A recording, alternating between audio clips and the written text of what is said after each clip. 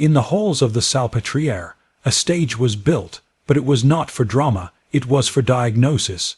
Charcot stood like a conductor, women, lined up like subjects of an ancient trial, their crime, emotion, their sentence, definition.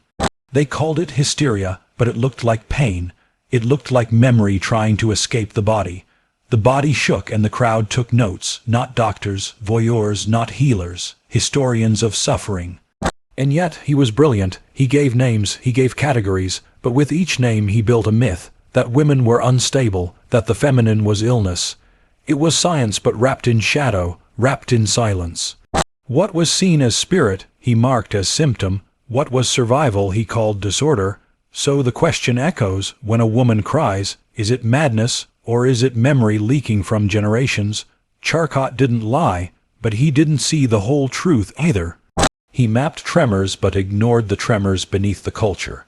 He charted seizures but never asked who made her afraid. To those listening now, you are not too emotional, you are not a case study, you are not a performance. You are the subject now, not the object. From diagnosis, to definition, to defiance, let history remember Charcot, but let the present remember the lesson. Emotion is not disease. Sensitivity is not weakness. The body speaks, and it deserves to be heard, not categorized.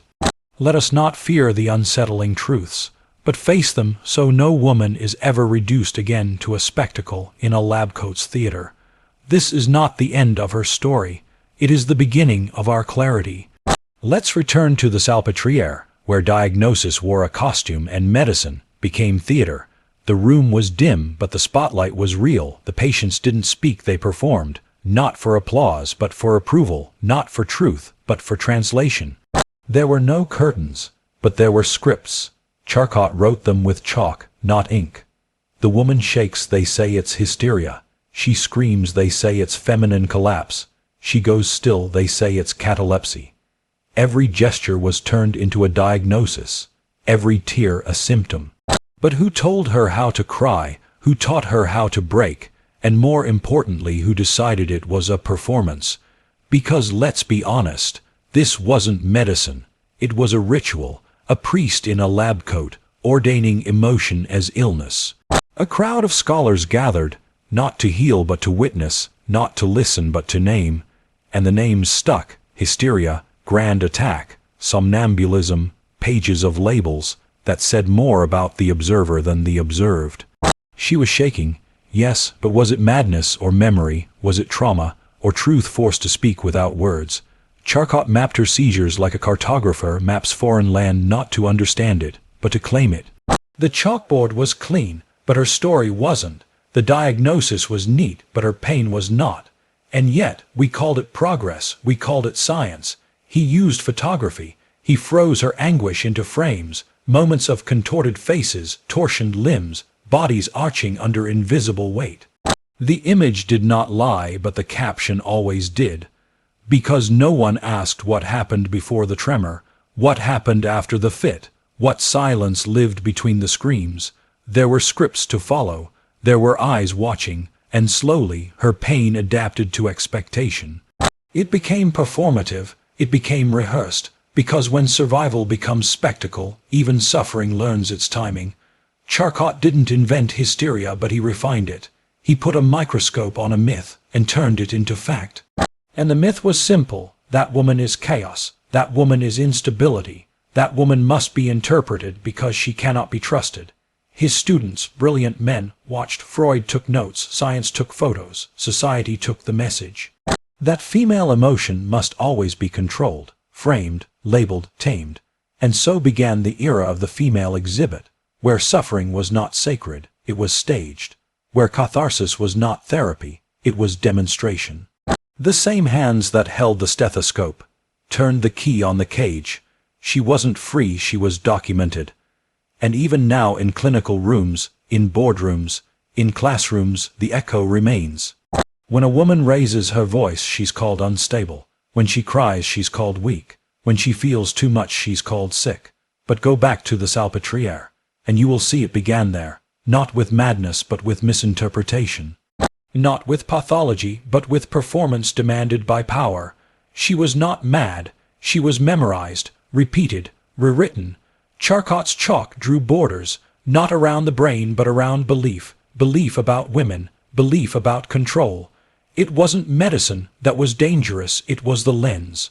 The diagnosis did not free her, it framed her.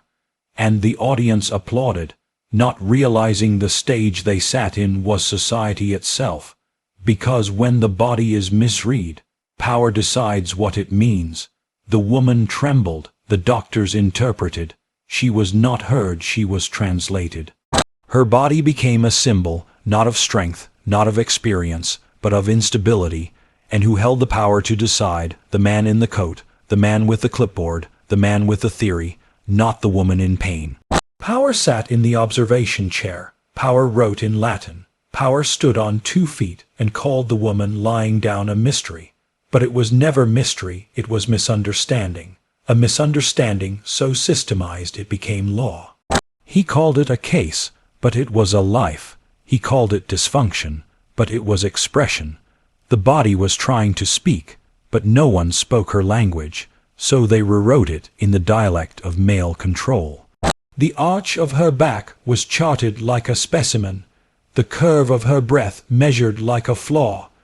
Her voice was trembling, and they recorded it like an earthquake in a lab. Not a human unraveling, but a chart, a study, a textbook illustration. The female body became an idea, not a person, a canvas for projection, a vessel for theory. Her skin was examined like ancient script, as if her story was something to decode instead of something to believe. The doctors looked but didn't see, they listened but didn't hear. They defined her before she could define herself. And power loves that. It loves silence dressed as science. It loves order even if it means distorting truth. Charcot didn't just study hysteria, he sculpted the female body into a monument of misperception. A trembling figure frozen in medical marble, looked at, studied, never spoken to, because a body in submission is easier to analyze and easier to control. He made the rules, she played the role, because refusing would mean being dismissed, or worse, punished. They say the clinic was safe, but it felt like a trial, where her body was both witness and evidence, but never the judge. Even the language betrayed her, hysteria, from hystera, the womb, the very word rooted her madness in her anatomy. They did not ask what broke her, they assumed it was her nature, and once you call something nature you stop questioning it. The power structure was clear. Man observes, woman performs, man defines, woman absorbs. It wasn't a dialogue, it was a decree. And perception followed suit.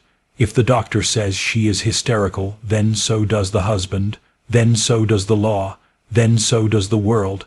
Soon, her body wasn't her own. It belonged to records, to notes, to case files passed through generations. She became a legacy of mislabeling, a lineage of distortion. Because when perception is shaped by power, truth doesn't survive, only narrative does.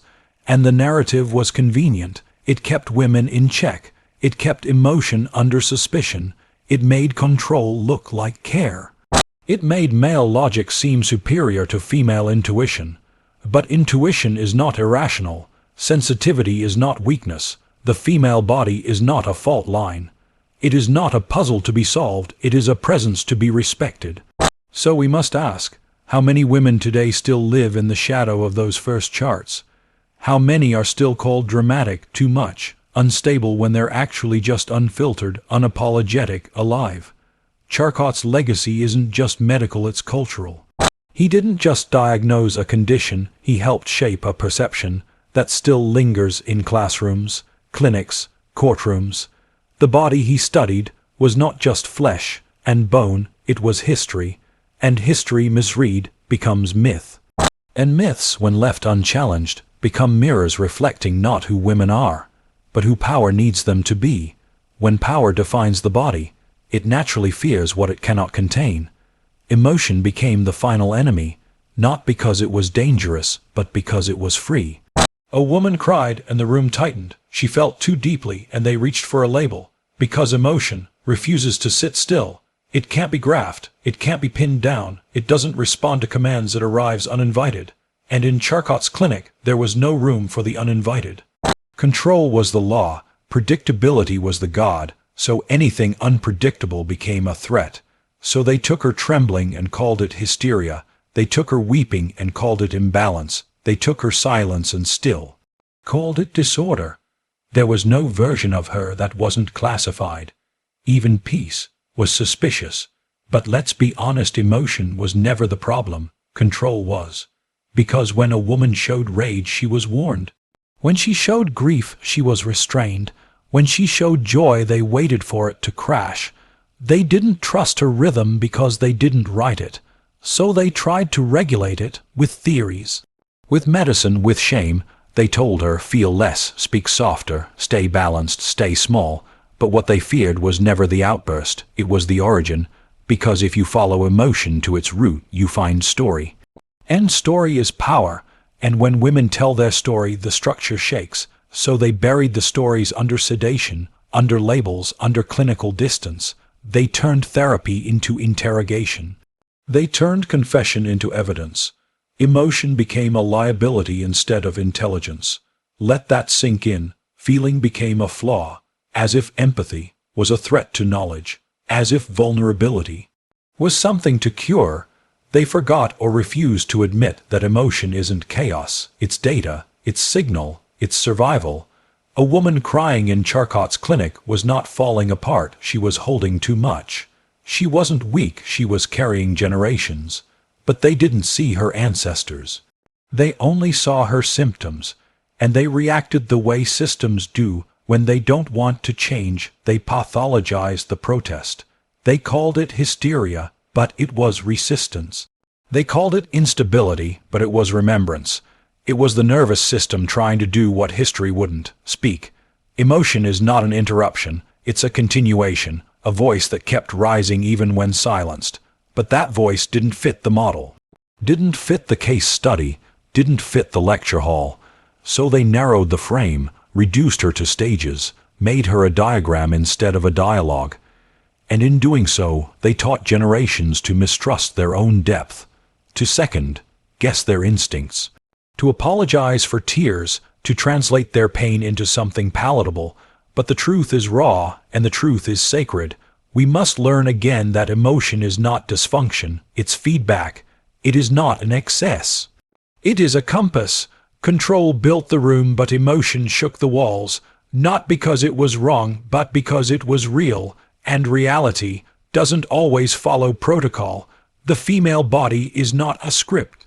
It doesn't owe anyone balance. It owes itself truth, and sometimes truth trembles, sometimes it weeps, sometimes it rages. That's not instability, that's aliveness. So let us stop asking women to feel less. Let us start asking systems to hold more. Because what Charcot missed wasn't a diagnosis, it was a revolution happening in the nervous system. One that said, you cannot control me by calling me broken. And that revolution is still trembling beneath the surface. Because once emotion reclaimed its dignity, the next battle was identity. She was done being decoded. She was done being dissected. She was never meant to be an object. She was always the subject. But history didn't write her that way. Charcot saw her through the lens of distance. Clinical, cautious, controlled. She was a case, not a character. A diagram, not a decision maker. Even when she screamed, it was annotated. Even when she collapsed, it was measured. But now, the body wants to speak its own language. Not be translated, not be reduced. She no longer fits the diagnosis, she breaks it. She no longer obeys the observation. She rewrites it, because what they called illness was often intelligence in a language they didn't understand. They called her unpredictable because she stopped performing. They called her non-compliant because she started choosing. They called her difficult because she refused to be studied like a specimen in a glass box. She wasn't an example, she was an author. She was the narrative they tried to erase, and something shifted quiet at first. But then louder. The same body they once controlled now commands space. The same voice they once silenced now teaches, leads, heals. She doesn't need to prove she's rational. She doesn't need to convince you she's calm. She has the right to feel. The right to break, the right to rebuild without asking permission. She was never broken, she was bound, by systems, by names, by mythologies that disguise themselves as facts. And now she walks out of the frame, no longer a body to be discussed, but a presence that does the speaking. Because every label they gave her was a reflection of them, not her. Their fear of chaos, their need for control, their worship of order at the expense of truth. She was never chaos, she was complexity, and complexity was never meant to be comfortable. She doesn't belong to textbooks, she belongs to herself. And the room has changed. No more observers in tall chairs, no more lectures written on her skin. Now she writes her own notes, now she makes the diagnosis, now she heals on her own terms. She is the practitioner, the patient, the proof. Because survival is a form of knowledge, and she survived being misunderstood for centuries. She survived the chalk, she survived the flashbulbs, she survived the silence they wrote around her name. Now she studies them, now she reads their fear, the fear of a woman who no longer asks to be seen. She doesn't wait to be understood. She defines herself, in her language, in her time. Not soft if she doesn't want to be, not small unless she chooses, not still unless she rests. She is no longer the patient on the table, she is the force in the room. She is the question and the answer. She is the story and the storyteller. She was not made to be categorized, she was made to be free. She was not made to be dissected, she was made to be whole. And when she speaks, the myth collapses.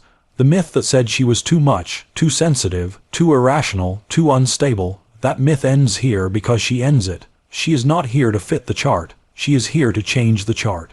She is not here to justify her feelings, she is here to live them fully.